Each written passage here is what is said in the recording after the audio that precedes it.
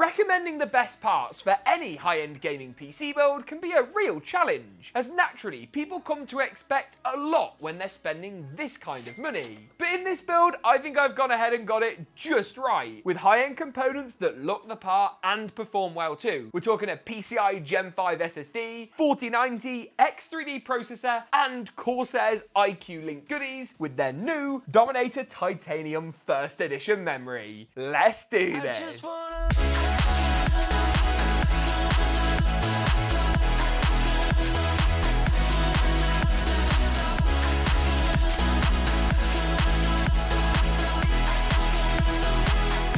The GeekaWhat Aorus 15 lineup is equipped with the latest RTX 40 series GPUs for top tier performance. Plus, with display options up to Quad HD 165Hz, this laptop is a great bet for both high resolution titles and competitive games alike. Plus, with AI accelerated performance in games, including via Nvidia's DLSS 3 and a 13th gen CPU that clocks in at up to 5 GHz, you're sure to be well covered in the frame rate department. Learn more at the first links in the description below. I'm going to get things started by quickly running through all the bits that make this build possible, and of course go into more detail as I show you how to put the build together. And why not start with Corsair's latest Dominator Titanium memory. This is one of their special first editions. They've got interchangeable top plates, meaning you can change the design and aesthetic of the RAM, with low cast latency, plenty of speed options available, and an incredibly cool aesthetic that not only looks the part, but also provides that top-end DDR5 performance. I'll be coupling this up with an AMD Ryzen 7 7800 X3D. It's one of the best CPUs you can buy for gaming, with AMD's stacked 3D cache solving basically the biggest bottleneck of any modern gaming CPU. If you'd like to use this build for more rendering and video editing and streaming, notch up to the 7950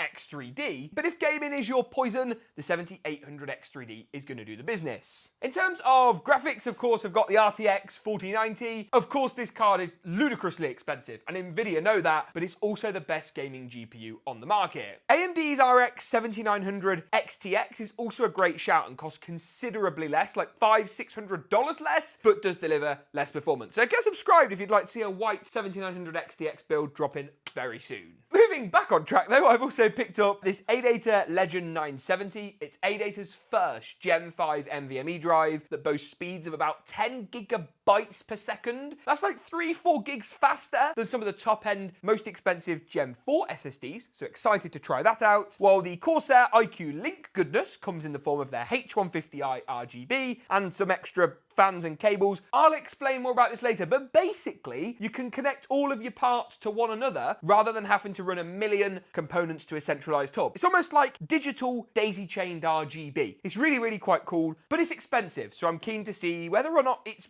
really worth the extra money. Of course, the whole build will be built onto this, the ASUS ROG STRIX X670E, and that is where we're going to start. Now, this is one of the best X670E board designs out there. It isn't the most expensive. I didn't think we really needed to spend $700, $800, $900 on a motherboard, to be honest with you. And I think actually this is going to be more than adequate, with of course room for our AM5 Ryzen 7 X3D processor, DDR5 memory, PCI-E Gen5 for the graphics and the NVMe, and a really decent rear I/O. You've got all the connectivity you could need, Wi-Fi 6E, plenty of USB 3 type A ports, the 10 gigabit variety, even a couple of USB-Cs. One of these is a 20 gig port as well for super fast speeds. This board ticks a lot of boxes and is of course the starting point for the build today. So let's crack on and actually get all of the parts installed, shall we, and see how this thing looks and of course in a bit how it's going to perform. Now, a high-end build always presents a few more challenges, shall we say, in the build process than a cheaper build. And that's because naturally a higher-end build has more components, bigger components, more cables, more wiring, just generally speaking, more things that can go wrong. Thankfully, the CPU's not one of them. That's going to slot in nice and easily, just as it would as if it was a cheap CPU, and of course, cause no problems. 7800 X3D, good for multi-thread, great for single thread, and the 3D cache helps to unlock the biggest constraint of most modern CPUs, which is the cache. That's going to give us a nice boost in gaming performance, and with a decent cooler, we should have some good overclocking leverage as well. I'm going to go ahead and pop the RAM or the memory in next. And while it looks quite nice nice out the box as it is, and our build is primarily black rather than grey, I'm not really a fan of the whole two-tone black-grey aesthetic, so I might actually do what they've provided us in the box with and change the top plate out to a grey version that will better match the RAM DIMM. Corsair actually include this, which is a box with a screwdriver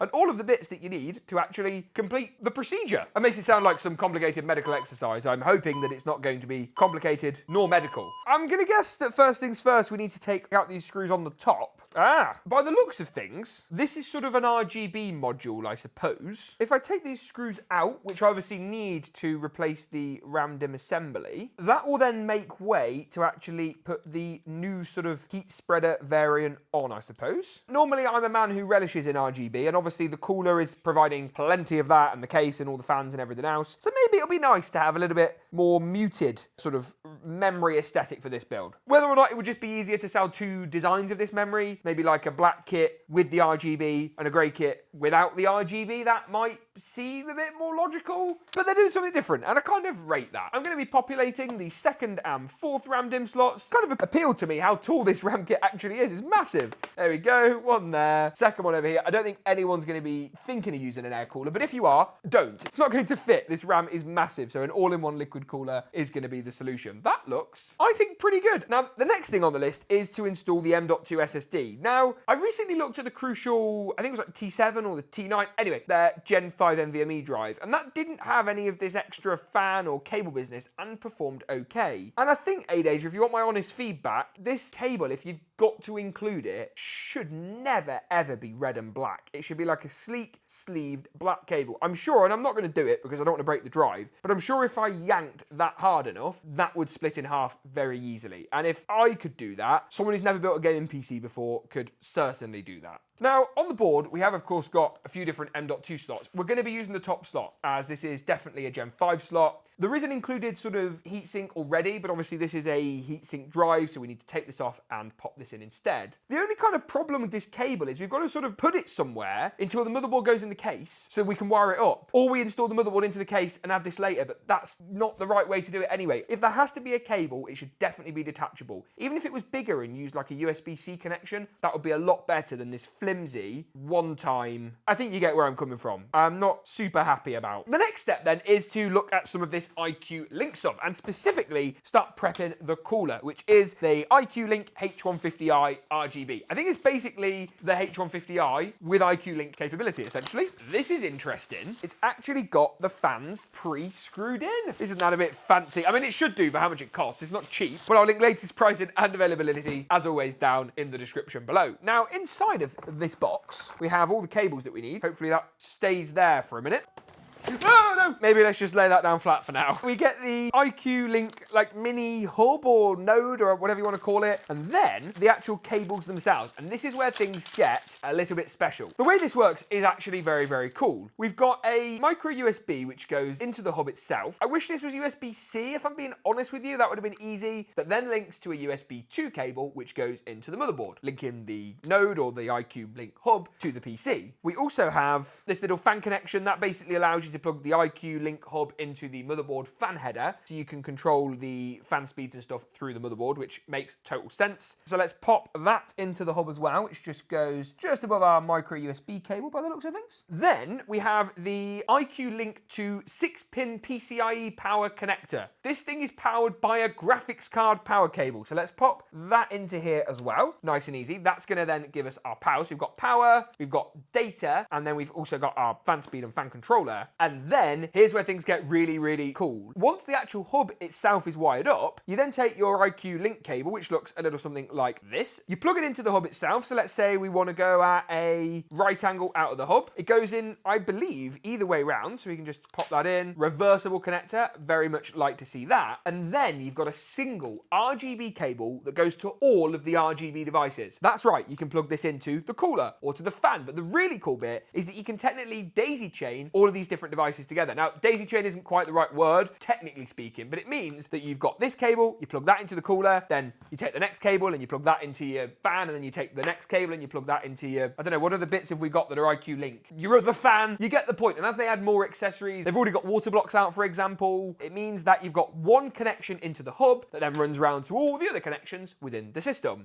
What's quite cool as well is that the wiring for the water block actually goes just here into the tube itself. Now that means you haven't got to wire up the RGB or any of the power for the water block itself. And these fans actually have, on the end of them, a pair of connections, which means that they actually sort of click into one another. So this fan's connected to that fan's connected to that fan, and then that fan is connected to the RGB hub at the top, which will then go ahead and connect to the Corsair iCUE Link hub. Isn't that very clever indeed? And the fans have even got cool temperature sensors in and loads of mad that means we've got loads of data that in Corsair iCUE we can of course handle a bit later. The reason I got the cooler out the box was actually to prep the mounting hardware. So let me do that, pop the entire mounting hardware on, and I'll be right back with you. Once the cooler prep is all done, I've added the 4 posts and even loosely added the thumb screws on, which I'll need in a moment. I can move this into the case. Now, keeping with the whole Corsair iCUE theme, I've gone for the iCUE 5000T. Now, it isn't iCUE Link compatible yet. I'm hoping maybe they'll do like an iCUE Link version later, but it is already pre-wired up, and iCUE Link and non-iCUE Link devices in iCUE look to the user the same. So obviously there's more cables and wiring and there's less customizability, I suppose, but as far as iCUE is concerned and the way that things look, they interact in the same way. Because of the pretty cool design of this case, I think I'm actually going to go ahead and mount the radiator maybe this way round. Although the only problem with that is that the fans are then going to be exhausting the air out of the case that the fans at the front have just pulled in. So maybe we'll go for a top-mounted rad instead and then add the extra Corsair iCUE Link fans on the side for a bit more airflow in the right orientation. My thinking is then that the radiator could probably go a little something like this maybe? Yeah, a little something like this. First things first, I'm going to remove the top panel. Yes. And then quite carefully screw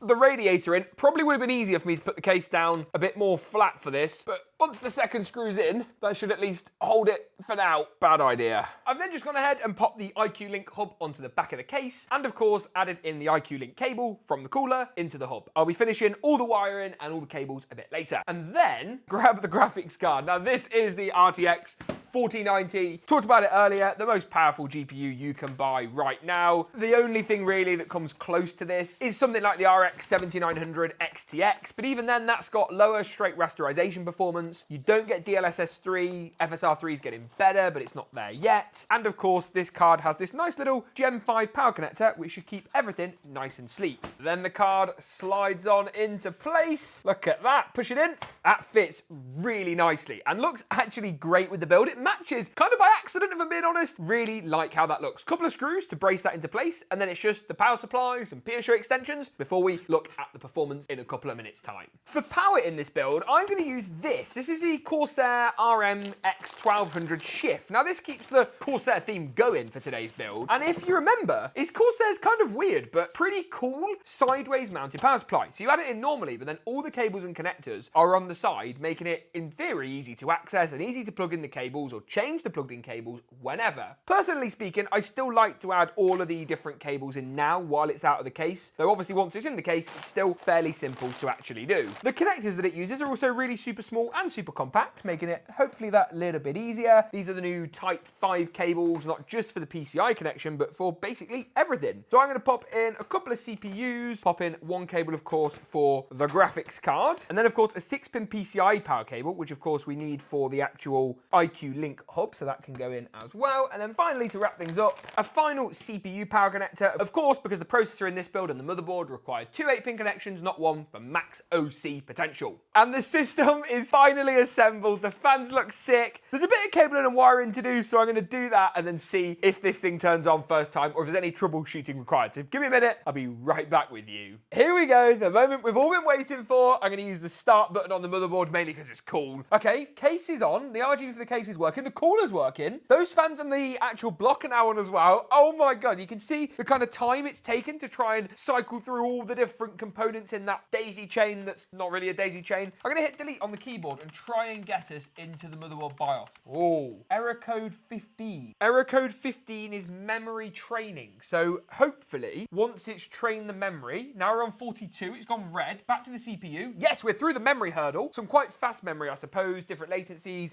It's loading in that XMP equivalent profile. Hello, yes, we're booted. Delete, delete, delete, let me in the BIOS. Yes, please, get me in the BIOS. Right, next step is installing Windows so we can check that all our hardware looks okay. 7800 X3D, running at 4.2 gigahertz. RAM's only running at 48, but we're gonna notch that up later. No need to notch that up now and potentially cause problems. Looks like we've got our Windows 11 flash drive in. So we should be able to, in the advanced mode, go up to boot and boot into the Windows USB, which I recently installed into the back of the system. Windows 11, hopefully going to put on this system in order to test out the games and have a look at how iCUE looks with the iCUE Link fans installed too. Back to the ROG splash screen. Now we need the key little Windows logo. Yes! Oh, I've just hit the camera. We've got a Windows flashing logo. Hallelujah. Can jump through all these settings, install. This is going very, very smoothly so far. The system looks amazing as well. Very big case, but quite imposing, which I like. I say Windows 11. Yes, Windows 11. Choose our 1TB Gen 5 NVMe. Should be speedy with it being a Gen 5 drive in particular, though I suppose it's kind of limited by the USB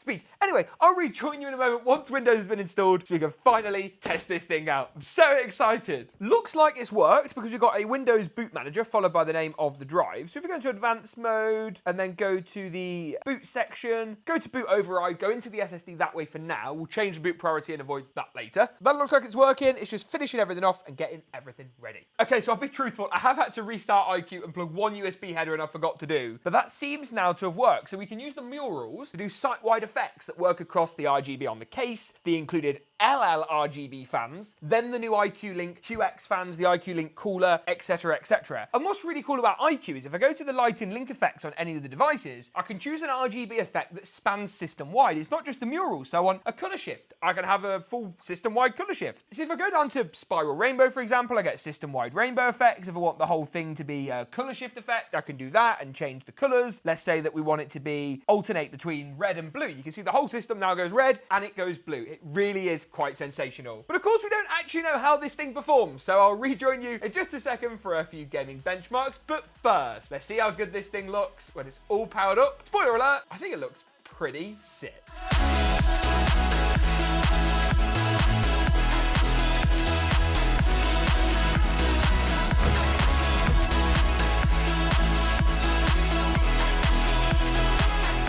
Off, we're going to take a look at performance, and I tested this build in a wide variety of the latest titles, from easier FPS games to tricky to run AAA titles. Starfield was first up, and at 4K high the build achieved an impressive 102 FPS on average. 90 and 99 percentile results were strong too, with decent and consistent frame rates throughout. Hogwarts Legacy at 4K was a similar story. 110 FPS on average was a really good showing, and with 97 and 84 for the 90 and 99 percentile results at 4K high, safe to say I was pretty impressed. Moved through into Warzone 2 next, and at 4K high settings with DLSS set to quality, the build still pulled in an admirable 148 FPS on average, showing the 4090 to be the true 4K FPS king. Fortnite at 1080p competitive also performed, as you'd expect, incredibly well. 325 FPS on average, with consistent 90 and 99 percentile results. We kind of mainly test this game for fun to see just how high that FPS counter will go, and in this case the answer is over 300 FPS. Bringing things back down to reality slightly, 4K high in Apex rounds off our testing. Here the build achieved 250 FPS on average.